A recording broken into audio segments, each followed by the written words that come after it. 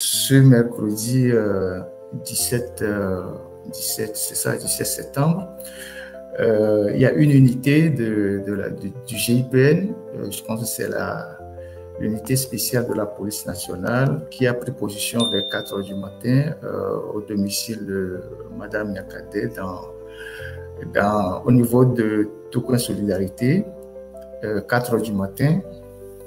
On savait depuis longtemps qu'elle a commencé par dénoncer le régime de Faure Gnassingbé, qu'il finirait par l'arrêter. Mais c'est qu'il cherchait le bon moment, la bonne heure. Et donc, voilà. Et donc, à 4 heures du matin, son domicile a été encerclé. Donc, c'est les voisins qui ont donné l'alerte. Parce que quand on voit des unités aussi puissantes débarquer avec des cagoules et des armes, tout ça, dans un quartier comme ça, tôt le matin, c'est normal que les gens qui sont dans le quartier puissent rapidement sonner l'alarme. Voilà, il y a des soucis, tout ça. Et donc, déjà vers 6 heures, ils ont réussi à pénétrer dans la maison et ils ont arrêté la dame. Et puis après, ils ont procédé à une perquisition totale de la maison, perquisition générale de la maison pendant des heures, plus de 2 heures, 2 heures et demie de perquisition. Et ils sont repartis avec elle à la police, à la direction centrale de la police judiciaire, avec un ordinateur, je pense. Et voilà, il n'y avait pas grand-chose, contrairement à toutes les fausses informations qui ont circulé, même qui ont été écrites par Jeune Afrique en disant qu'on a trouvé des éléments très graves, compromettants chez elle. Il n'y avait rien à part son ordinateur. Et je ne sais pas, quelques trucs qui sont partis avec à la DPJ, où elle était gardée toute la journée et interrogée sur un certain nombre de choses. Et les questions qui lui ont été posées, comme vous savez, Faure Gnassingbé, il arrête les gens et puis après, il invente les chefs d'inculpation. Il invente les chefs d'inculpation et tout ça. Et il l'a interrogé sur un certain nombre de choses qui, genre projet de déstabilisation quand elle était au gouvernement, après sa sortie du gouvernement, est-ce qu'elle a eu vent d'un projet de déstabilisation, des choses comme ça. Et puis après, on lui présente une photo, si la technique peut permettre d'avoir la photo, une photo où elle était en treillis.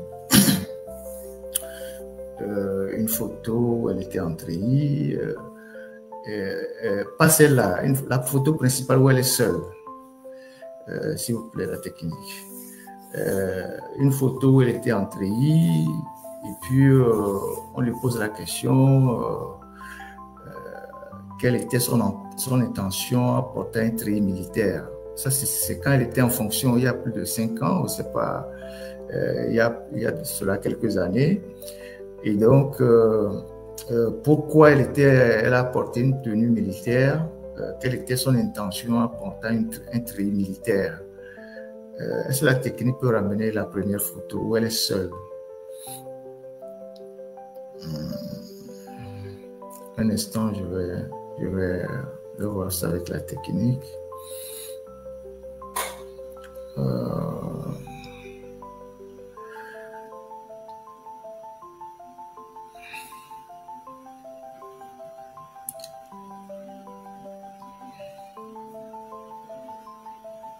Non, c'est pas. Je vais vous expliquer pourquoi tout à l'heure. Oui, ceux qui sont sur TikTok ne peuvent pas voir la photo. Je sais pas, la technique. Il y a une photo en treillis où elle est seule. On lui demande quelle était son intention en portant cette treillis. Ça, c'est quand elle était en fonction. La photo vient. La photo arrive.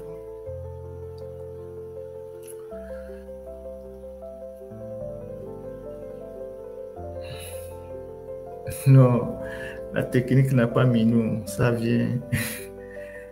Ça vient.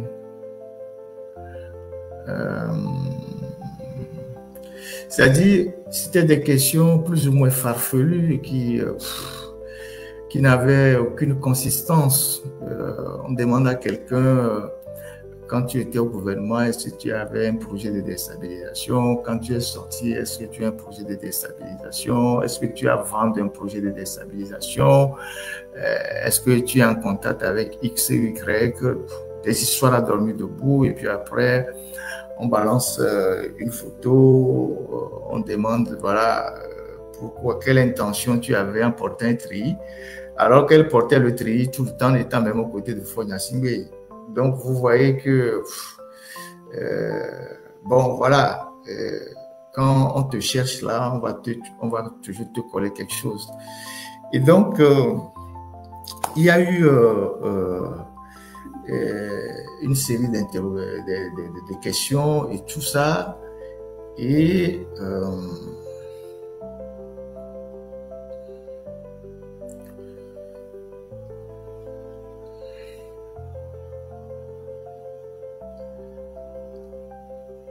donc, une série de questions. Et ils se sont rendus compte après que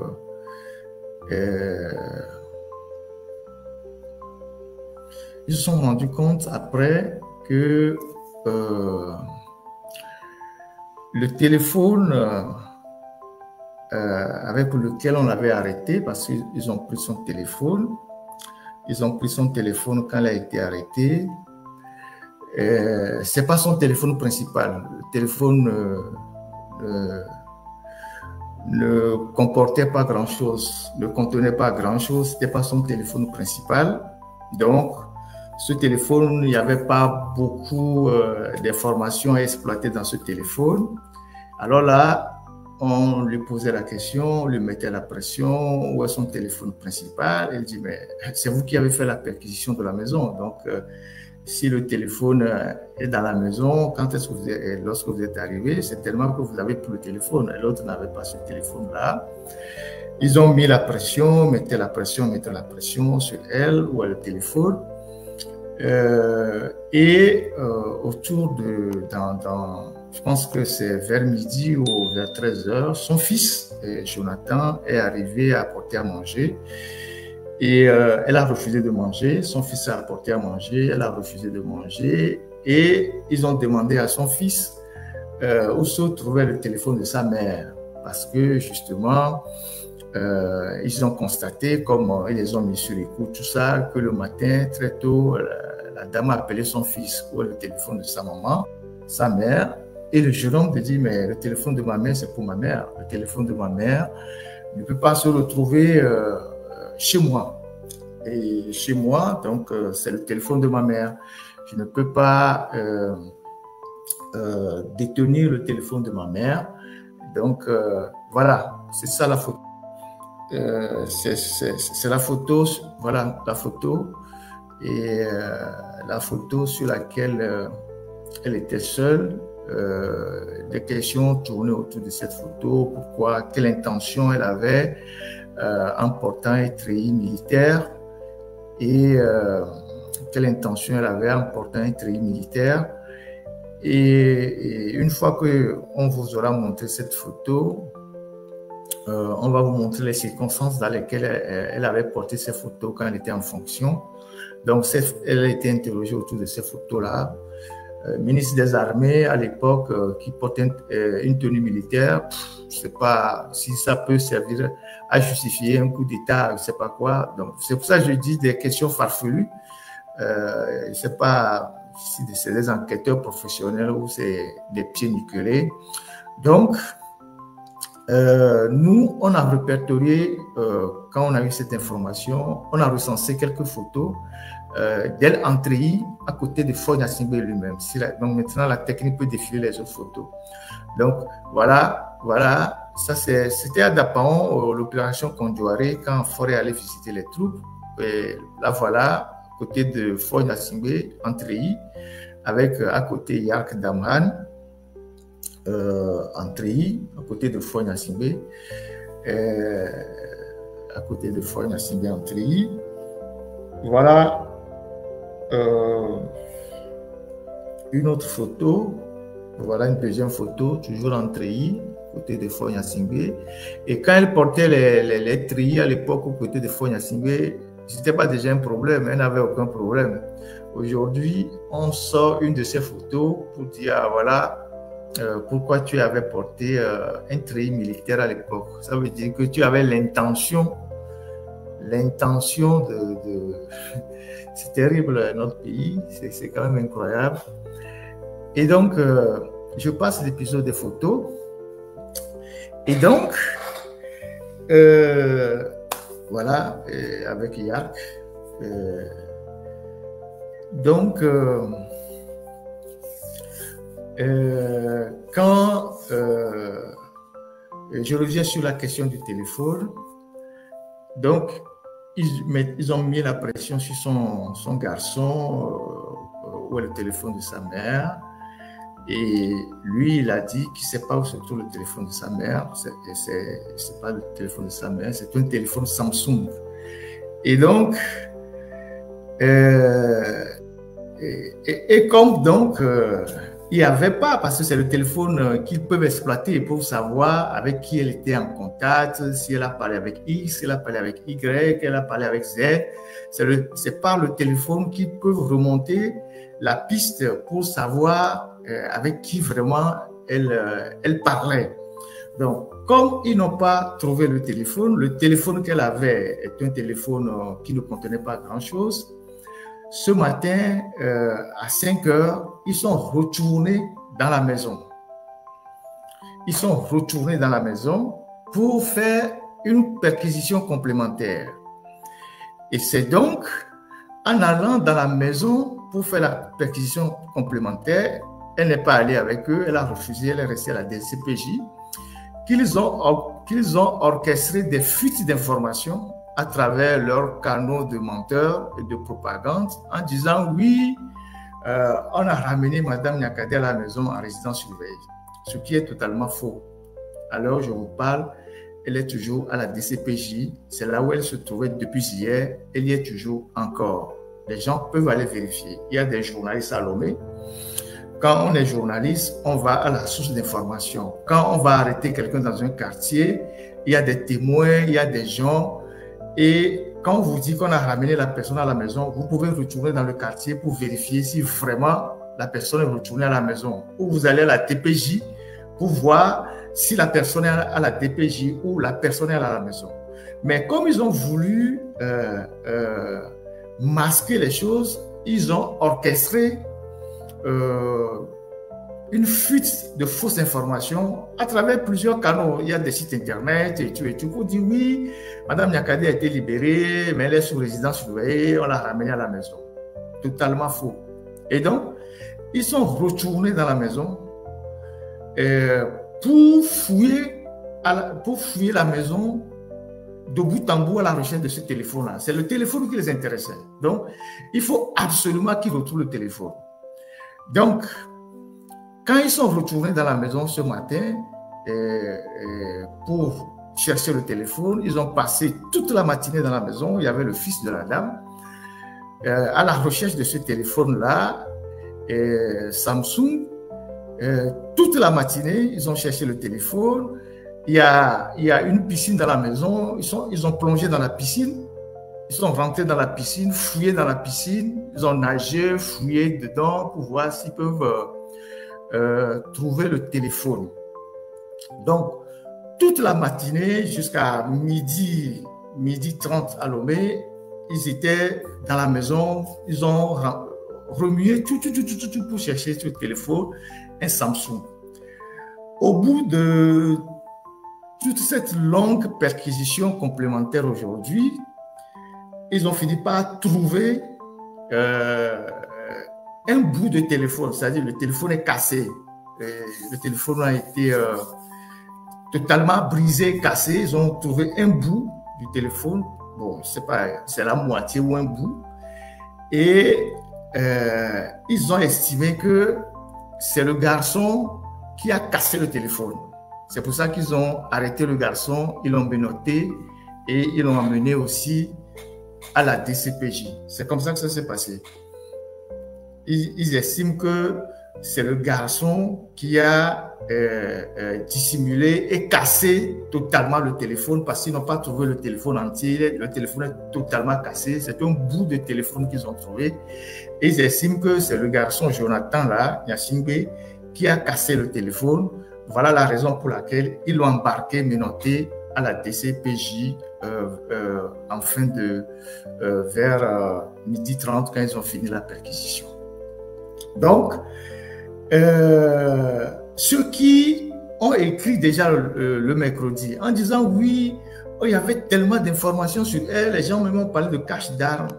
S'il y avait tout ça, pourquoi ils sont revenus aujourd'hui pour faire encore une nouvelle perquisition? S'ils avaient déjà des éléments assez solides sur elle pour la maintenir, Jonathan, je pense que c'est le fils de Ernest. S'ils avaient suffisamment d'éléments sur elle, ils n'allaient pas retourner à la maison pour chercher de nouvelles, des éléments nouveaux. Donc, s'ils sont retournés dans la maison pour chercher des éléments nouveaux, c'est que il n'y avait rien. L'ordinateur qu'ils ont pris, il n'y a rien dedans. Le téléphone qu'ils ont arraché des mains de la dame, il n'y avait rien dedans. Donc, ils cherchaient ce téléphone-là, qui est le téléphone principal de la dame. Donc, ils sont retournés dans la maison, où ils ont passé toute la matinée. Et la dame n'y était pas. La dame est toujours restée à la DCPJ. Et donc, en fin de matinée, les autres enfants de la dame ont amené à manger à leur mère et à la DCPJ, ils ont dit que le commissaire principal n'est pas là, le directeur de la DCPJ n'est pas là. Ils n'ont pas autorisé les enfants à donner à manger à leur maman. Je ne sais pas si ce soir ça a été fait, mais depuis hier jusqu'à l'heure où je vous parle, Madame Nyakade n'a pas mangé lorsqu'elle a été arrêtée. Voilà comment les choses se sont passées d'hier à aujourd'hui dans les moindres détails. Hier, donc, ils ont encerclé son domicile, ils sont rentrés chez elle, ils sont arrivés à 4 heures, c'est l'unité spéciale de la police nationale. Je vais vous dire tout à l'heure pourquoi c'est la police qui mène cette enquête. Ils ont fait une perquisition toute la journée d'hier. Ils ont amené la dame. Ils l'ont questionné. Il y avait plusieurs questions qui lui ont été posées et tout et tout. Et l'ordinateur qu'ils ont emporté a été fouillé.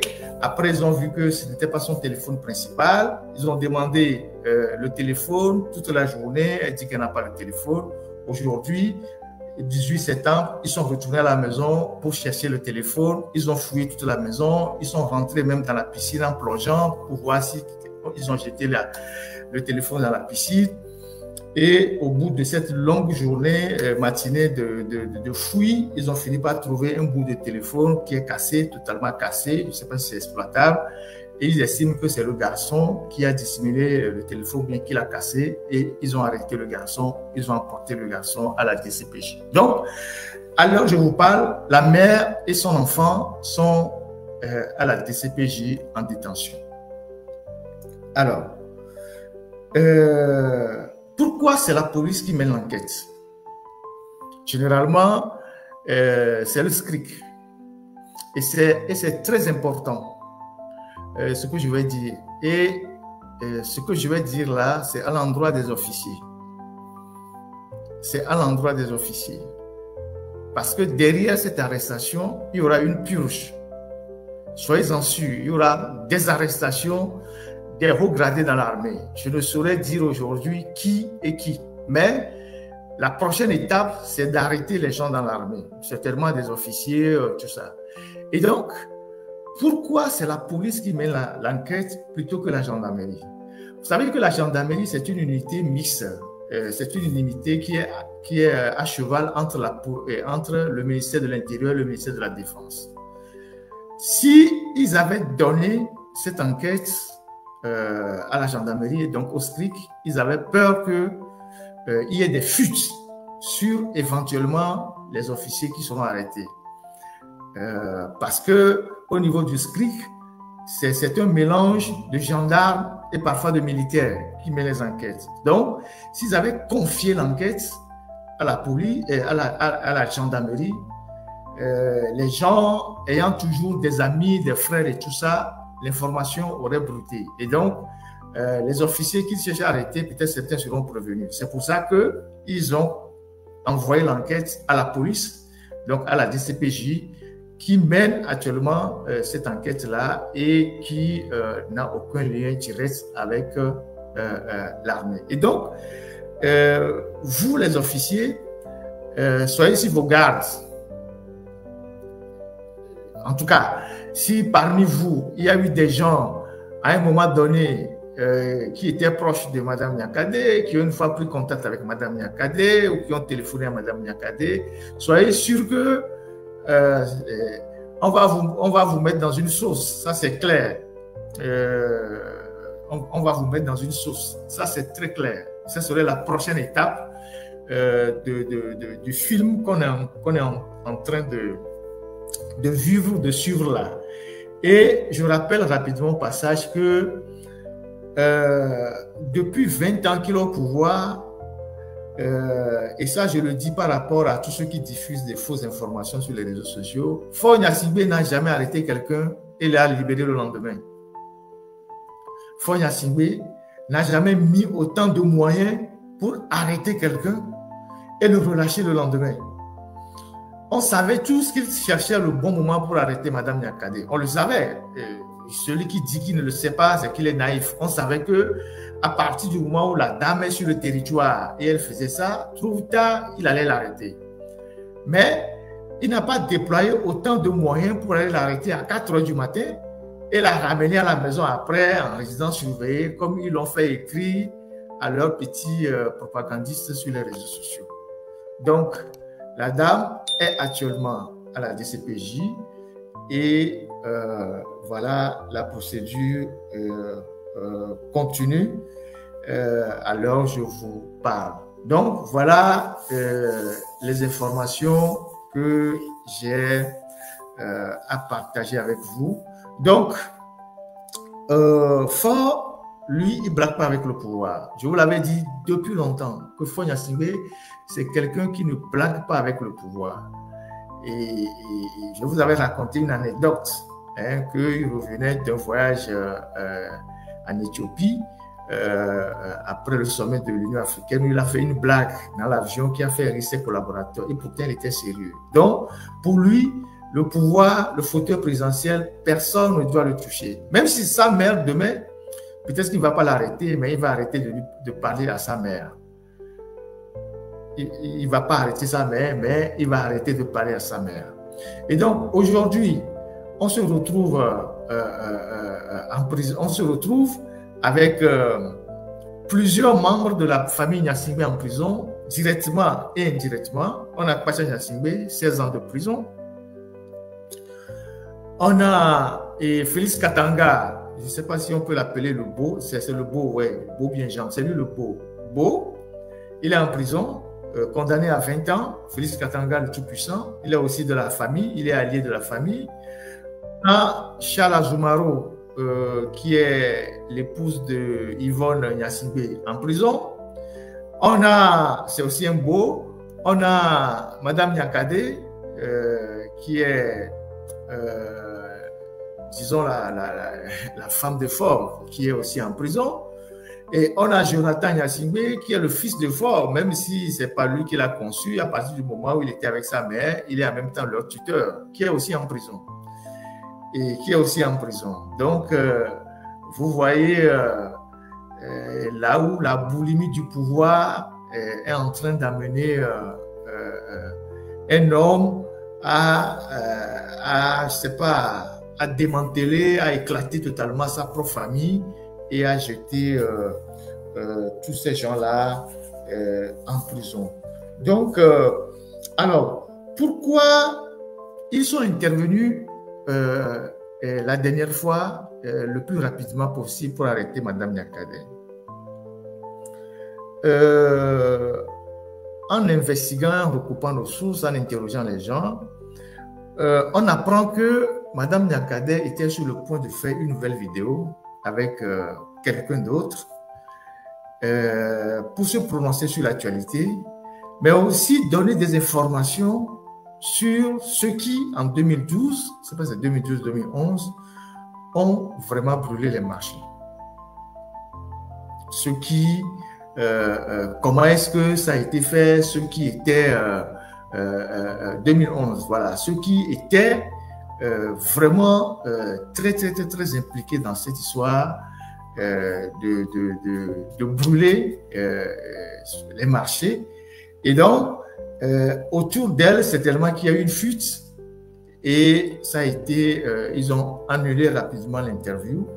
Et donc, c'est ça qui a certainement précipité son arrestation. Donc, elle était sur le point de faire une sortie pour se prononcer sur l'actualité et donner des informations sur ce qui s'est passé dans l'incendie des marchés en 2012, je pense, à Lomé et à Kara. Et donc, voilà ce qui s'est passé. Et donc, en gros, voilà les informations que j'ai voulu partager avec vous ce soir.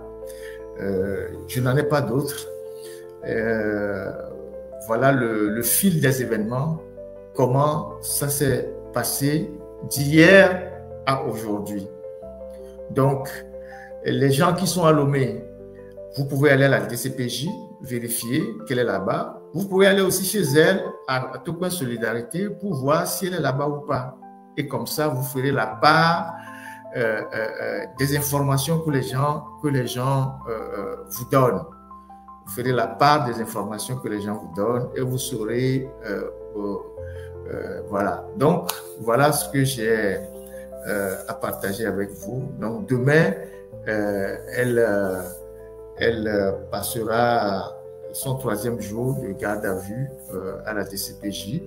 Et comme je l'ai dit tantôt, les militaires, les officiers et même quelques civils qui étaient en contact avec elle, si ce bout de téléphone qu'ils ont trouvé, je ne sais pas si sera exploitable, il faut savoir que